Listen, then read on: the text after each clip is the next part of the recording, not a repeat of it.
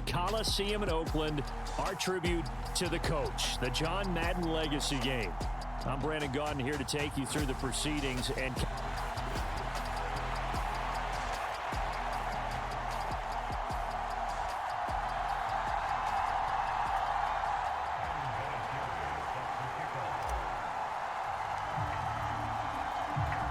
the Coliseum back to its original 70s glory. What a scene in the East Bay, and we're underway in the John Madden Legacy Game.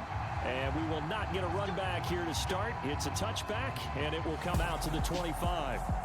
So it's the NFC stars who will get the ball first. And, Charles, as we alluded to, we've got a different era of coach on each sideline. So the man coaching this NFC squad, we'll call him Young John Madden, this is a coach who was trying to establish a foothold in the NFL and on the cusp of doing it very successfully.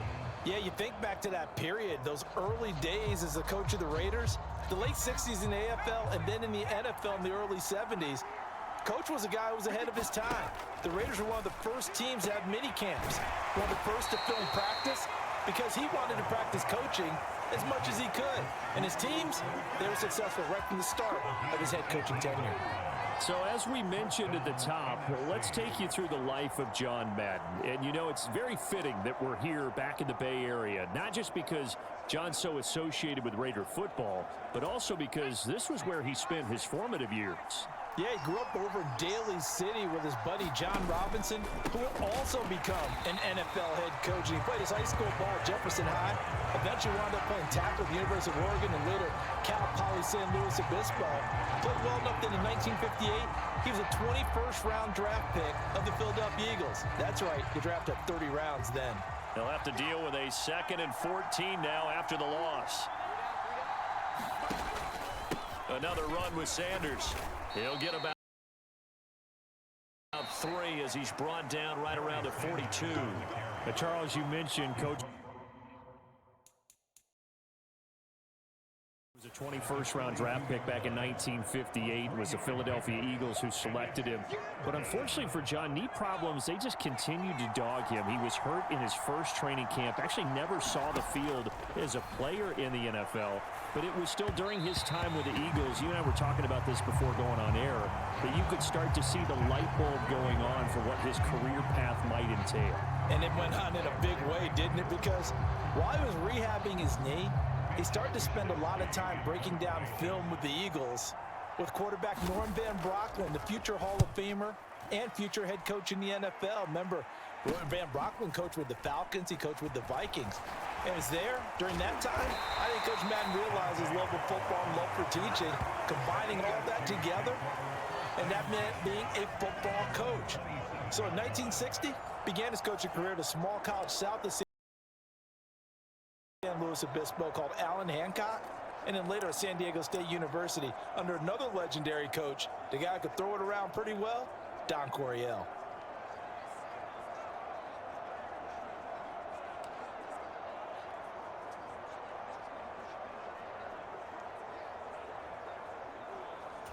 So, Charles, as mentioned, we've got another Coach Madden over here on the AFC sideline. Of course, his Raiders, members of the AFC West. So this is a conference he battled in for his entire career.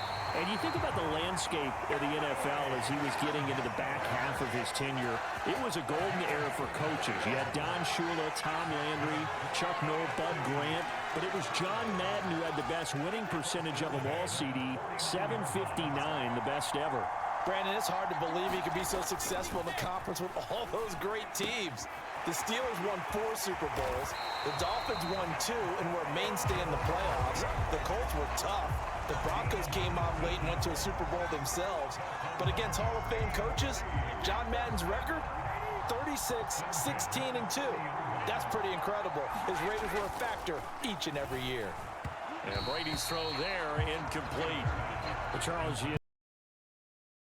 was in the early 1960s that a young John Madden made the acquaintance of the owner of the Oakland Raiders, one Al Davis, of course, and the two, they really bonded, would become one of the best owner-coach duos in NFL history. And to take it a step further, Al Davis became someone who John referred to as his best friend. Yeah, 1967, Brandon, Al Davis hired Coach Madden to be a linebackers coach. Remember, this was still the touchdown. Antonio Gates, 30 yards. And the AFC has taken the early lead. An ideal start for them, really. You force the punt, and then you go down and score. And you've got to see a fist pump on the sideline from the head coach, don't you? Because he's turned into his bench, and he's telling his team, this is how we prepare. Force the punt, go downfield and score. I told you guys, it's just like a boxer in the gym preparing for the fight. Now we get to turn it all loose.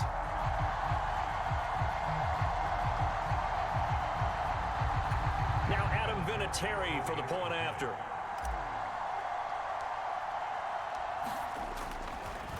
Oh, they flip it to the kicker. He looks like he's going to throw it. I thought the days of the fake extra point were numbered once they moved these kicks back to the 15. Apparently, I was mistaken. Yeah, I was wondering who was ever going to try to do this. In fact, I quit wondering. I didn't think it would ever happen. Taking a fake from the 15-yard line to try and pick up an extra point, I didn't think anyone would ever call this. Hester going to decide against a return, and they will spot this at the 25.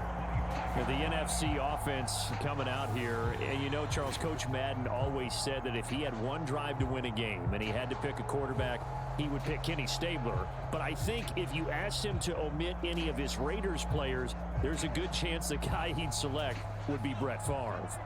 Brett Favre is always smiling. He's always laughing. He's always talking to someone. He remembers that it's a game, and if it's a game, you should have fun. And Brandon, that always reminds me of a great movie line where one of the players was telling the coach, every time I say it's a game, you say it's a business. And every time I say it's a business, you say it's a game. With Coach, it was always a game. It's a second down run with Sanders, and he is going to be stopped cold behind the line of scrimmage.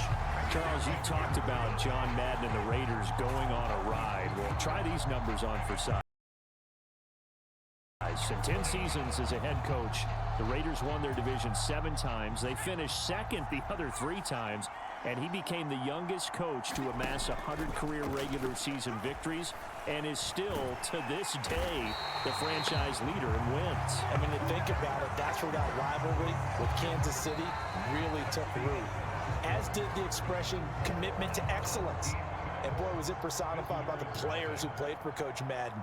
On offense, how about quarterback Kenny Stabler, wide receiver Cliff Branch, wide receiver Fred Biletnikoff, tight end Dave Casper, to name a few.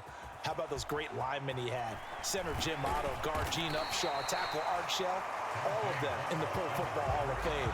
And guys on the defensive side of the ball, the Mad Stork himself, Ted Hendricks, Willie Brown, John Matuzak, Otis Sistrunk, and Big Ben Davidson. So many great players, so many great memories. The AFC offense set to take their next drive. This could end up being a pretty big drive. I mean, look, yes, it's early in this game, but they scored the touchdown, they got the stop, and now if they could get in the end zone here again, CD, they could grab an early stranglehold on this one. Yeah, they certainly can, and that's what you're looking for. Where's the advantage?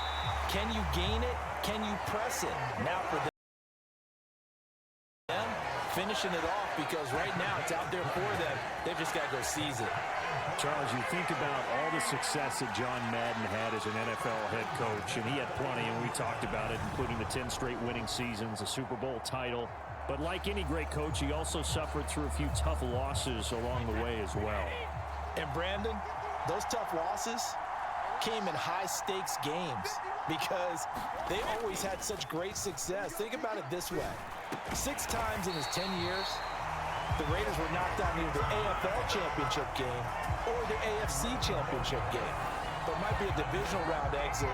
That's the one that bothered him most of all. Three River Stadium, December 1972. Yes, the Immaculate Reception game. Franco Harris grabbing the ball that was deflected.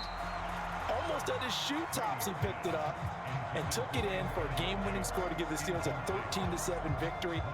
And partner, anyone who loves black and silver still doesn't believe that ball hit anyone in black and silver that day, and that play should never have counted.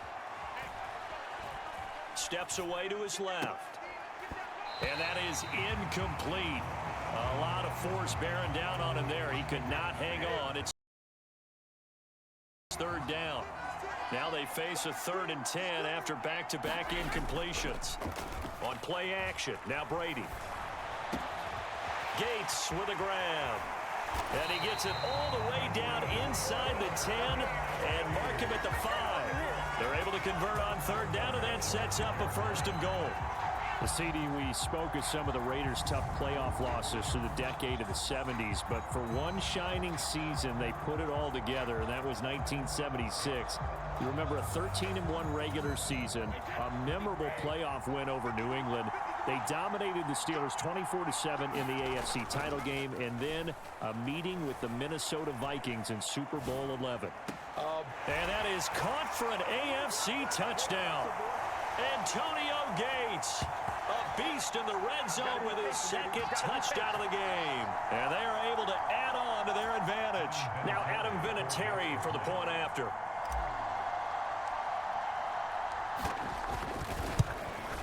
And oh, it's wide right. No good.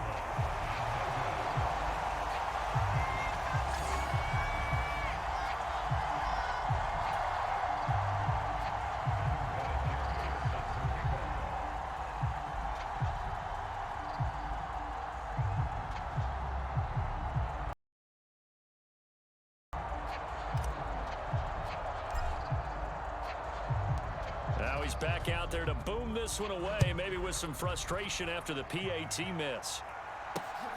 Here comes Devin Hester bringing it out. And he'll get it up past the 20 to about the 22.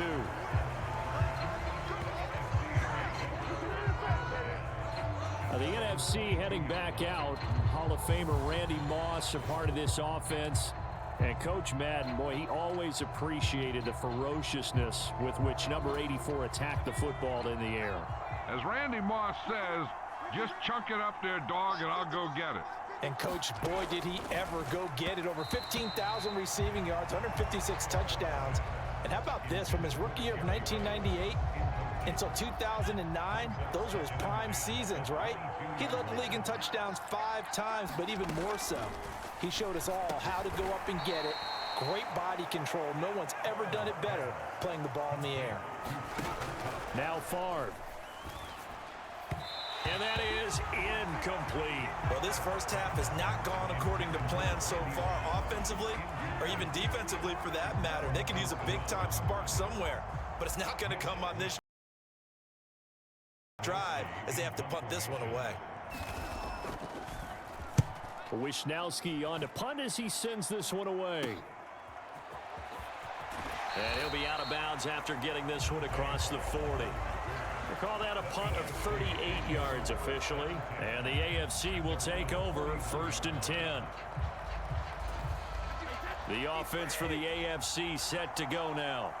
A long drive last time out for this offense, Charles. If you remember, they started basically in the shadows of their own end zone, marched it down the field, and a lot of that was through the passing game. And partner, as a former defensive back, I'm having almost a physical reaction watching what's happening right now. But let's give credit where it's due, because they've done an excellent job moving the ball through the air. Secondary getting picked apart pass by pass. Obviously, they need to make some adjustments there on the back end. Yeah, because offensively, we know that they're not going to be shy about throwing that football. Out to his left. And this is caught. It's Brown. And they are into field goal range now as he's got the first down at the 26. As a general rule, offensive linemen like to know where their quarterback's going to be when he's setting up to throw the football. But sometimes they just have to get on the run, get on the move. He was able to do that on that play and picks up a first down with a nice throw. And they're going to stop him right at the line of scrimmage. Just no cutback lane to be found whatsoever. 2nd and 10. Officially nothing on that last run. They'll try again 2nd and 10. And that's complete to Gates. And down he goes, taking it inside the 10, just shy of the 5 at the 6.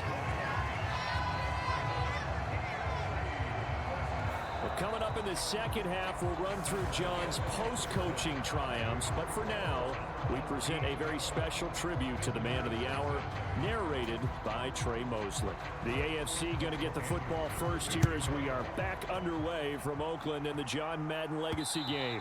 And that one will bounce out of the back of the end zone, so we will start here at the 25.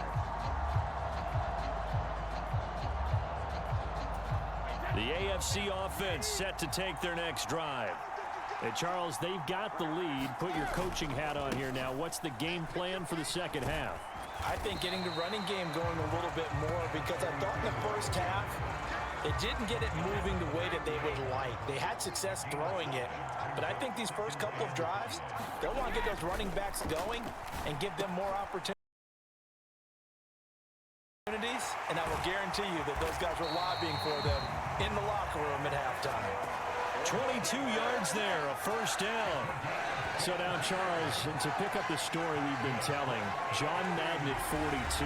He just completed a 10-year stint as the coach of the Raiders. He wants to step away a bit from the grind of coaching, but he doesn't want to step away from the game of football.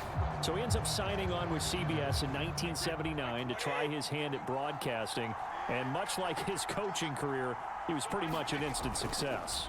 Partner, he really connected with the people right from the start, and people may not remember, he wasn't even on the #1 team in the beginning. He worked his way up. But the same things that made him a great coach made him a great broadcaster. The ability to show the big picture, yet break it down into the details. That's what he did with his teams. That's what he did with the people. That way, he was simple to understand, yet insightful for viewers. And he did with that big personality that he had, one that connected with everyone. Play action. Now it's Brady. And his throw here is going to be incomplete. So for Coach Madden, Charles, by 1981, his broadcasting career is really taking off. He's elevated to the network's #1 booth that calls all the big matchups. And he gets the plum assignment of calling Super Bowl 16, 49ers and Bengals, and he's teamed up with Pat Summerall. And that pairing ultimately would go on to be one of the most influential in sports broadcasting history. Influential not just in us listening to them. Remember, they went on and called 8 Super Bowls together. But how they put together kind of the template that all of us broadcasters follow now. Sitting down with the head coaches and the quarterbacks and the stars of each team before a ball game to get extra information. And the way that those two paired together, Pat Summerall, short, concise, to the point, and turned it over to Coach Madden to fill in all the big details. And now 3rd and goal following incompletions on 1st and 2nd down. Again, they'll throw with Brady. And that is caught for an AFC touchdown. Antonio Gates from 6 yards away, as his guys have opened up a very comfortable lead. That drive that really increased their cushion felt very military to me. Very precise, methodical. Oh, and now they're going to fake it. And that's caught. Did he stay in bounds, though? He did not. Ruled incomplete. Well, I have to admit, I'm scratching my head a little bit here trying to make sense of what I just saw. #1, huge lead. Just kick the extra point and be done with it. #2, if you are going to go for 2, just line up and go for it from the 2-yard line. Why make it so difficult? That's a long way to go to try and pick up some points.